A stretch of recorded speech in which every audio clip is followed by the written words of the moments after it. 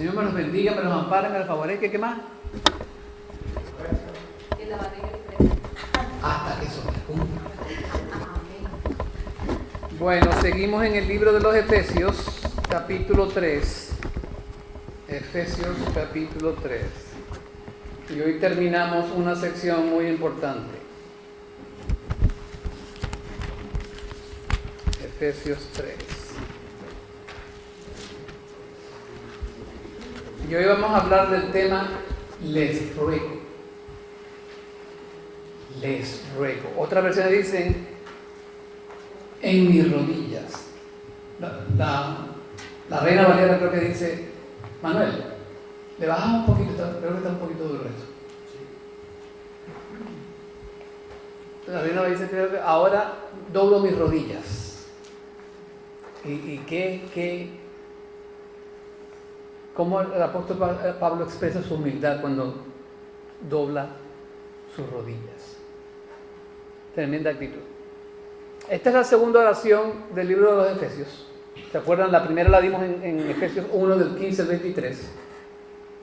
Estas dos oraciones se complementan. Una es una oración para pedir iluminación. Si se acuerdan, eso lo vimos en el capítulo 1. Y esta oración es una oración para pedir capacitación. Entonces, en la primera vimos iluminación, en esta vimos capacitación. Si nos vamos al versículo 1, el apóstol Pablo dice, por esta causa, del capítulo 3, perdón.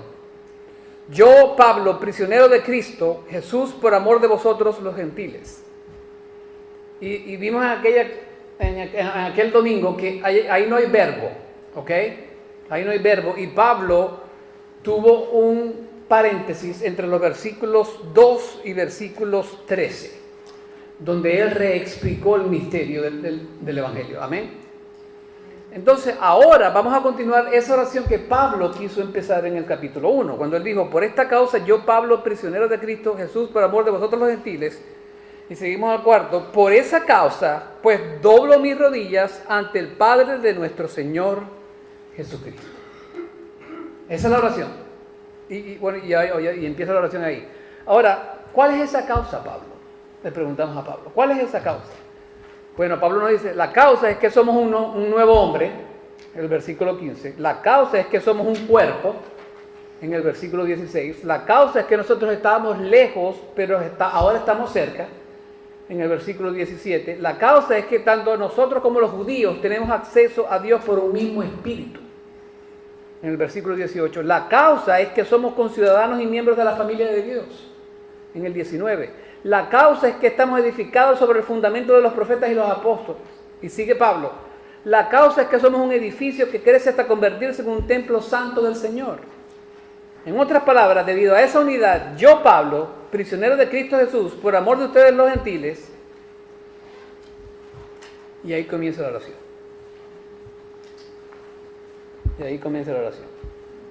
Ahora, ¿qué es lo primero que podemos ver aquí? Dice Pablo, por esta causa pues doblo mis rodillas ante el Padre de nuestro Señor Jesucristo. Ante el Padre de nuestro Señor Jesucristo. Mire, hermano, ¿qué les dijo el Señor en Mateo 6 a los discípulos? Padre nuestro que estás en el cielo. Pablo ahí simplemente nos está diciendo, cuando nosotros oramos, le oramos al Padre. Le oramos al Padre. Nosotros los cristianos nos dirigimos en oración al Padre como sus propios hijos por el sacrificio de Jesús. Eso lo podemos ver en Juan 1 del 11 al 13, dice, a los suyos vino y los suyos no le recibieron, pero a todos los que le recibieron les dio el derecho de llegar a ser hijos de Dios, es decir, a los que creen en su nombre, que no nacieron de sangre, ni de la voluntad de carne, ni de la voluntad del hombre, sino de Dios. Nosotros le podemos orar a Dios porque somos hijos de Él y Él nos escucha. La calidad de Padre de Dios es la de un Padre compasivo que atiende las necesidades de sus hijos. El Salmo 103:3 nos dice que así como se compadece el Padre de sus hijos, así se compadece de Jehová de los que le temen. Tenemos un tremendo Padre, un Padre celestial increíble. Ahora, ¿cuántos han recibido la compasión de Dios en este día? O en esta semana, o en este mes, o en este año? ¿No me puede decir usted que esa compasión es dulce, maravillosa, confortante? Amén. Yo creo que sí. Amén. Y solamente 3 están de acuerdo con eso. Bueno, dígale amén. Amén. Mire, ese padre es un padre bondadoso que les da a sus hijos lo que le pidan siempre, y cuando esas oraciones estén, siempre y cuando esas oraciones estén alineadas a su voluntad.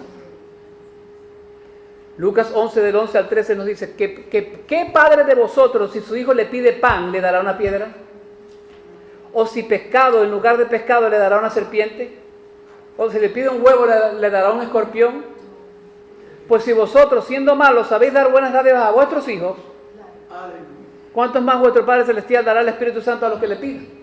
Así es. Amén. Amén. Es un buen padre. Es un padre especial porque perdona las faltas de sus hijos, los cuales son un tesoro especial para él. Es un padre especial. Es un padre que nos recibe cuando venimos arrepentidos a él, cuando hemos comportado como el hijo pródigo. Lucas 15:20 dice, y levantándose vino a su padre, y cuando aún estaba lejos y lo vio su padre, y fue movido en misericordia, y corrió, y se echó sobre su cuello y le besó. Mire, hermano, en esa época, correr para un hombre de edad era algo irrespetuoso. Porque cuando él corría, las faldas como que se le subían, se le veían las piernas. Eso era malo. Pero al padre no le importó, porque él quería correr y salvar y perdonar a su hijo. Él es un padre que nos ama. Un padre especial.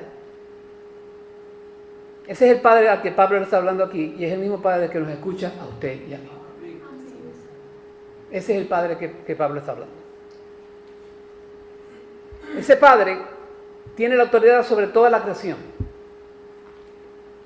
El nombrar y recibir nombres en el contexto bíblico hebreo es una expresión de autoridad del que nombra sobre el nombrado. 15, en el versículo 15 dice, de quien recibe nombre toda familia en el cielo y en la tierra. Eso significa que él tenía autoridad, porque él está nombrando lo que él quiera. De hecho, él le dijo a Adán, tú vas a nombrar y le vas a dar los nombres a los animales. ¿Sí o no? Él delegó esa autoridad. Eso lo dice en el versículo capítulo 2, versículo 19 al 20 de Génesis. Dios le dio a Adán la autoridad para nombrar a los animales. Y yo aquí lo tengo. Jehová, Dios, formó pues de la tierra toda bestia del campo y toda ave de los cielos, y las trajo a Adán para que viese cómo las había de llamar. Y todo lo que Adán llamó a los animales vivientes, ese es su nombre. Y puso Adán nombre a toda bestia y ave de los cielos y a todo ganado del campo. Amén. Le vuelvo a repetir este principio. Tener autoridad en nombrar y recibir nombres en el contexto bíblico hebreo es una expresión de autoridad del que nombra sobre el nombrado. Es la autoridad del que nombra sobre el nombrado. El que nombra es Dios, el nombrado en este caso es Adán. Entonces ese padre tiene control absoluto sobre toda la creación. Él es el dueño de todo, dice uno de los salmistas. Pablo, entonces, en el versículo 16, le ruega a Dios, de acuerdo a las riquezas de su gloria, que haga dos cosas por los efesios. Dos cosas. La primera es que los fortalezca. Fíjense en los versículos 16 al 17. Que os conceda, conforme a las riquezas de su gloria, el ser fortalecidos con el poder por su espíritu en el hombre interior. Esa palabra fortalecido nos da la idea de que somos capaces de levantar una carga pesada. ¿Ok? Como por ejemplo cuando ayudamos a otros a pasar por sus problemas. ¿No le parece eso pesado? Porque, o sea, tiene que cargar lo de los demás más lo suyo. Súper pesado. Imagínese ayudar a otra persona y estar allí por esa persona cuando usted mismo está pasando por algo terrible. Y si pasa, hermano, porque Dios nos da ese poder. Dios nos da ese poder. Nosotros, independientemente de cómo nos sintamos, Dios nos da un poder extra para ayudar a las personas que están mal cuando nosotros estamos mal. Amén. También nos da la idea de ser capaces de destruir al enemigo. Dios nos da ese poder. Y nos da la idea de ser capaces de soportar todas las pruebas por las que pasamos en esta vida. Porque esa palabra poder es la palabra dinamita. ¿Se acuerdan que les hablé de la palabra dinamita? Ahora, Pablo nos dice que ese poder no proviene de nosotros, sino que viene del Espíritu de Dios para fortalecer al hombre interior. Ahí lo dice. Que os conceda conforme a la riqueza de su gracia de ser fortalecidos con poder por su Espíritu, no por mí, por su Espíritu. Ahora, ¿quién es el hombre interior? ¿Quién es el hombre interior? Ese hombre interior es el yo espiritual, el núcleo del ser de una persona donde Dios interactúa con el individuo y lo transforma. Es la sede de los pensamientos, las emociones, la conciencia y la voluntad. Ese es el hombre interior. Ese es usted, ese es yo.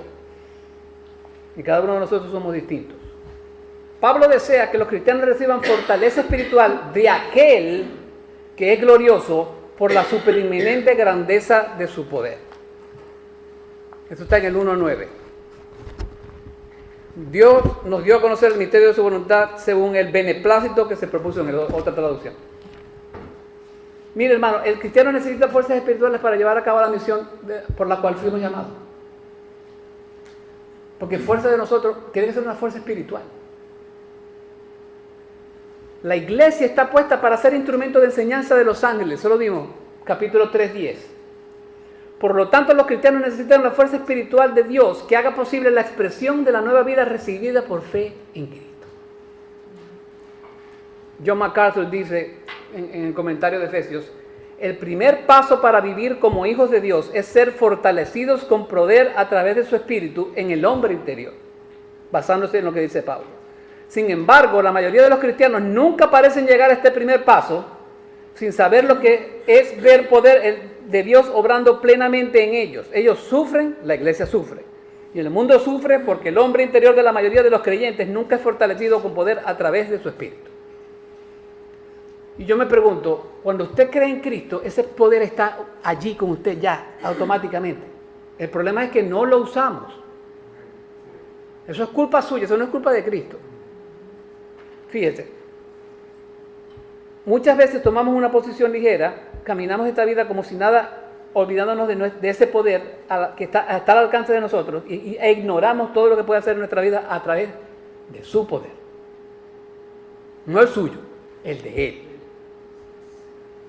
Y por eso tenemos iglesias débiles, por eso tenemos iglesias con falsas doctrinas, por eso tenemos iglesias que no están cumpliendo la función que deben cumplir, que es que predicar el evangelio a toda criatura. Predicar el evangelio a toda criatura.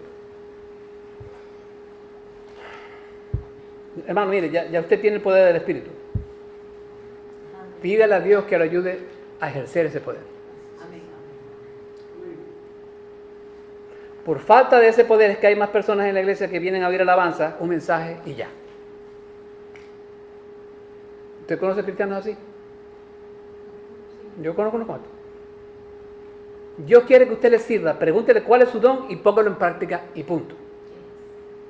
No venga a sentarse aquí y hacer nada, porque con eso no crecemos. Bueno, crece con la palabra, perdón, pero Dios quiere que se involucre en su ministerio, hermano. Usted me dice, pastor, ¿y cómo sé yo cuál es mi don?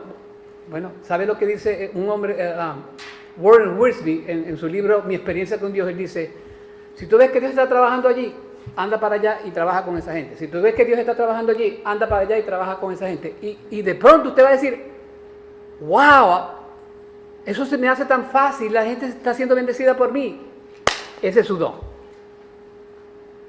Mire, y yo se lo he dicho antes, Dios le da don, por lo menos un don a cada cristiano. Muchos otros tienen 2 y 3 y 4 y 5 y 6, pero por lo menos usted tiene uno. Y en online usted puede buscar cualquier tipo de recurso para saber cuál es su don, o para que tenga una idea cuál es su don. ¿Amén? Amén. Entonces, no vengamos solamente a oír al pastor a predicar. Busquemos, preguntemos, o sea, tengamos las ansias de trabajar para el reino de Dios. F. Mayer dijo, es poder, es su poder, es gran poder, nada menos sería suficiente. Es poder, es su poder, es gran poder, nada menos sería suficiente. Es un poder extremadamente grande, más allá del pensamiento más lejano. Eso lo dice F.B. Mayer. Ese es el mismo poder que resucitó a Cristo de entre los muertos, hermano. Ese es el mismo poder que usó en nuestra redención. Ese es el mismo poder que Él usa en nuestra preservación. Y ese es el mismo poder que Él va a usar en nuestra glorificación. Esa es la dinamita de Dios, hermano. El poder de Dios. Entonces, ¿para qué Pablo ora por ese poder en nuestras vidas? En el 17a dice, de manera que Cristo more por la fe en vuestros corazones y que arraigados y cimentados en amor. Mire, aquí Pablo no se está refiriendo a la morada del Espíritu Santo para la salvación. No, porque le está hablando a cristianos. Los Efesios es una iglesia. Aquí Pablo se refiere a la morada del Espíritu Santo para la santificación. ¿Por qué? Porque todos somos santos, pero no todos estamos en el mismo nivel espiritual. La santificación, usted va poco a poco. ¿Usted cree que yo soy lo mismo ahorita que lo que yo era antes, 20 años atrás? No. Y eso es lo que se está refiriendo Pablo allí. Eso no está hablando de salvación porque está hablando de los cristianos en Efesios. Está hablando de santificación. ¿Ustedes han escuchado de la llenura del Espíritu Santo? Santificación. Usted poco a poco va creciendo y creciendo, creciendo, hasta que dice Pablo, hasta llegar a la estatura del varón perfecto. ¿Que ese varón perfecto cuándo va a ser? Cuando estemos cumplidos de arriba. Aquí más nunca vamos a ser perfectos. Y si usted cree que es perfecto, está en la iglesia equivocada. Amén.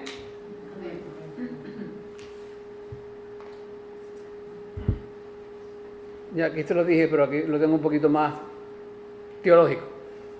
Hay un solo momento de salvación. Usted no se salva 2, ni 3, ni 4, ni 5 veces. Pero la santificación es progresiva, ya se los expliqué.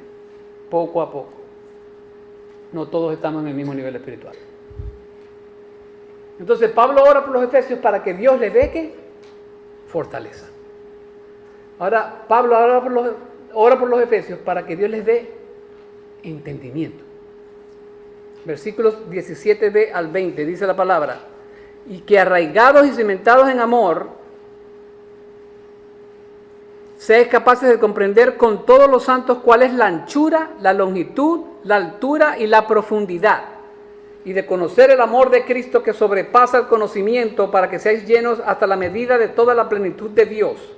Y aquel que es poderoso para hacer todo mucho más abundantemente de lo que pedimos o entendemos, según el poder que obra en nosotros, a Él sea la gloria, a la iglesia y en Cristo Jesús por todas las generaciones, por los siglos de los siglos. Amén. Eso es para la semana que viene. Pero que les dé entendimiento. ¿Qué es lo que Pablo quiere decir? ¿Qué es lo que quiere que ellos entiendan? Bueno, que Víctor lo leyó. La anchura, la longitud, la altura, la profundidad y el amor de Cristo. Y aquí es donde me emociono yo. ¿Usted sabe que Agustín decía que esto representaba la cruz de Cristo? Mira, la anchura, la longitud, la altura y la profundidad. La anchura, la longitud, la altura y la profundidad. Interesante. Es interesante. No necesariamente tiene que ser bíblico, pero es interesante. El amor de Jesús tiene anchura. ¿Por qué tiene anchura? El amor de Dios es tan ancho que cubre mi pecado y cubre cada circunstancia de su vida. Ahí está la anchura. Su amor es tan amplio que cubre todo el mundo. ¿Qué dice Juan 3:16? Porque de tal manera amó Dios al mundo que dio a su Hijo unigénito para que todo aquel que cree, crea, no se pierda más que. Es ancho. ¿Sí o no? El amor de Jesús tiene longitud. Al considerar la duración del amor de Dios, pregúntese, ¿cuándo comenzó el amor de Dios hacia mí? ¿Cuánto tiempo continuará? Esta verdad mide la duración del amor de Dios. Jeremías 31:3 dice: desde lejos el Señor se le pareció diciendo, con amor eterno te he amado. Eso te ha traído con misericordia. El amor de Dios no se acaba, es eterno. Tiene longitud.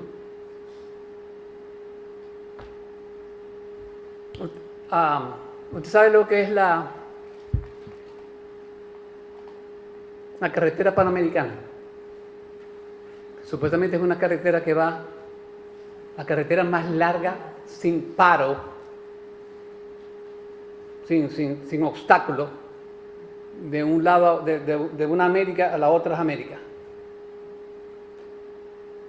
Pero ahí hay un error, porque cuando usted va a Panamá hay un gap, hay un espacio que llaman el espacio de Darien, que esos son puras selvas y junglas, y lo que hay ahí son gente vendiendo drogas.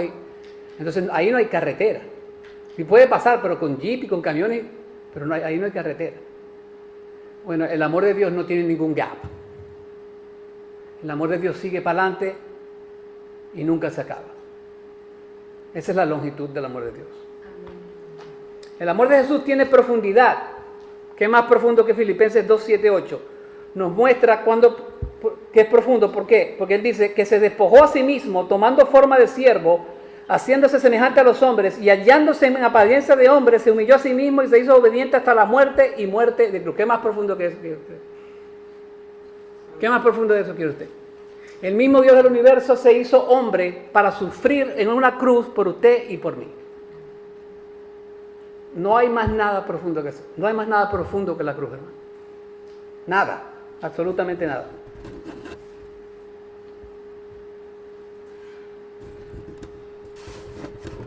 La otra cosa que Pablo dice que entiendan es para que conozcan el amor de Cristo. Para que conozcan el amor de Cristo.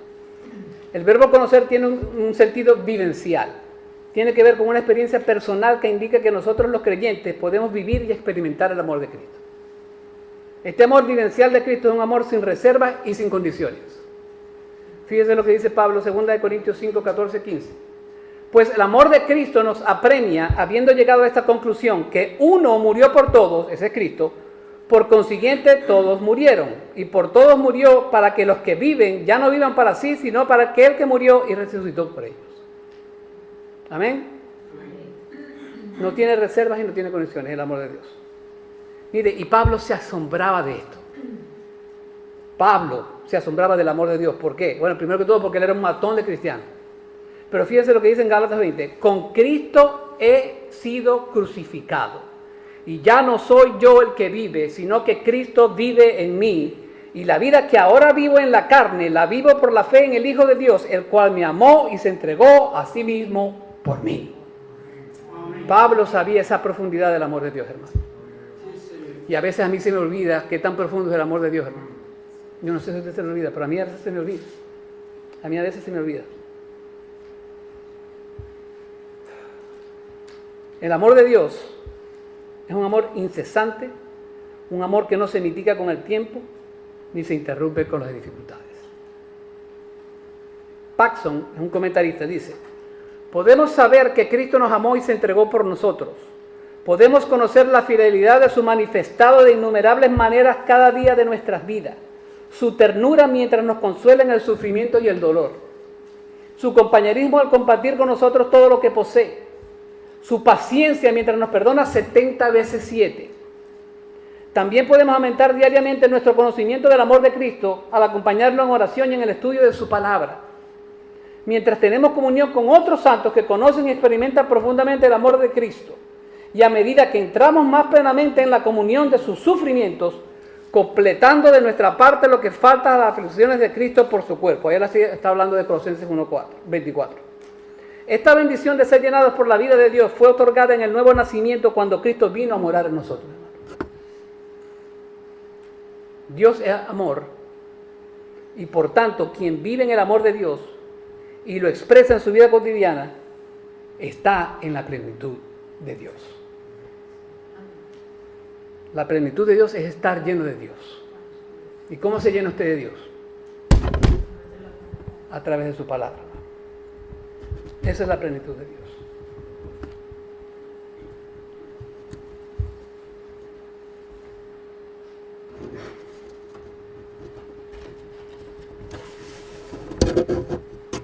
¿Hay alguien que podría decir a usted, esa persona está llena de la plenitud de Dios?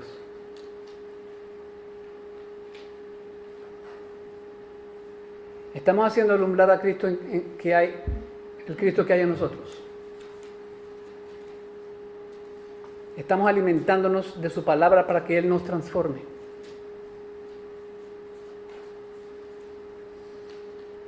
Una pregunta bien importante.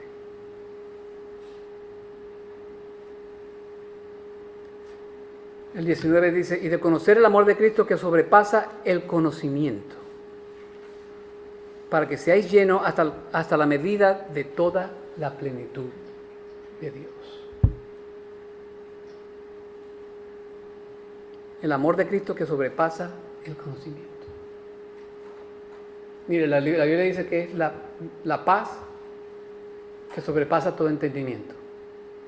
Y aquí es el conocimiento que sobrepasa, dice el amor de Cristo que sobrepasa el conocimiento. Ese amor es imposible que lo conozcamos perfectamente, porque sobrepasa nuestro conocimiento.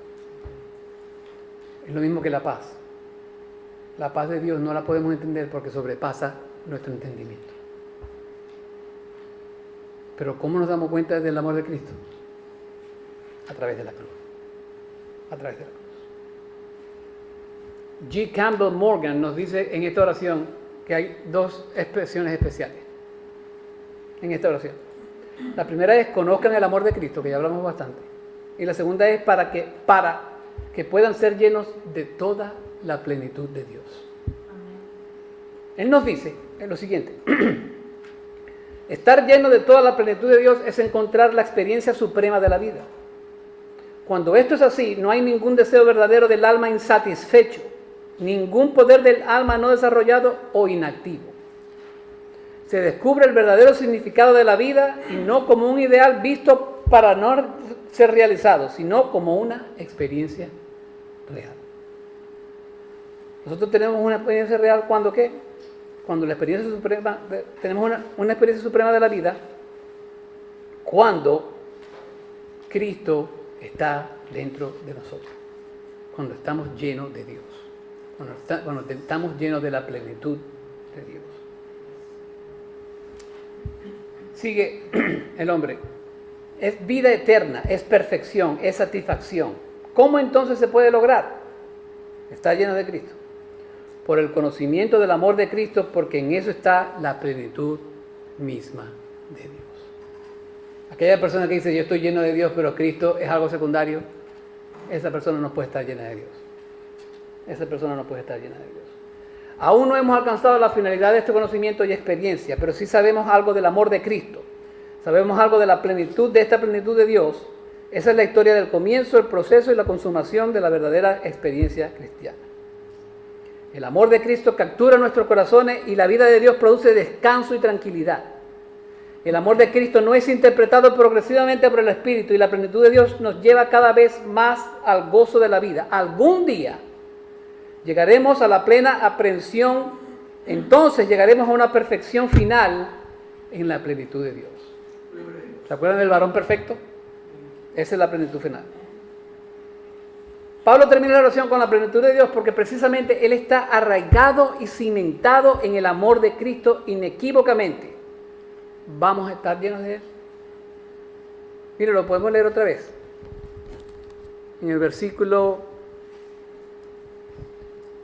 17. De manera que Cristo more por la fe en vuestros corazones y que arraigados y cimentados en amor. ¿El amor de quién? El amor de Cristo, hermano.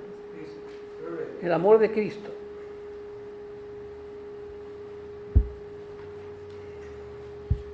¿Qué estamos orando? ¿Qué es lo primero que viene a nuestras mentes cuando doblamos nuestras rodillas? ¿Pedimos estar llenos de Él? ¿O quizás no? ¿O pedimos otras cosas? Pídale cada mañana que lo llene con plenitud.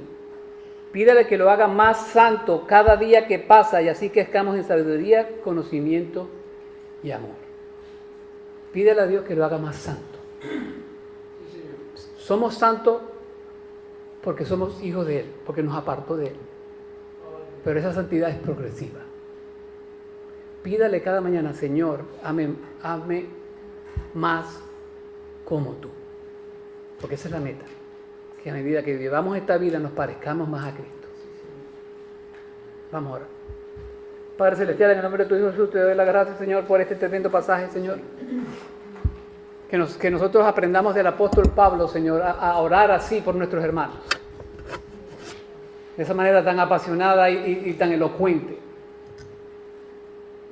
Señor, te pedimos que tu Espíritu Santo toque nuestros corazones en esta mañana, Señor, y que pongamos en práctica esto que el apóstol Pablo nos ha enseñado en estos pocos versículos. Ayúdanos, Padres, a seguir caminando contigo, que tu Espíritu Santo siga guiando nuestros pensamientos y nuestras obras. Y te pido, Padre Santo, que sigas aumentando y dándole a tu iglesia, porque solo tú la puedes hacer crecer. Gracias, Señor, por tu poder. Gracias, Señor, por tu plenitud. Gracias, Señor, porque tú nos das poder. Gracias, Señor, porque tú nos das el conocimiento de tu palabra. Gracias, Dios, en el nombre de tu Hijo Jesús. Amén. Y amén. Amén.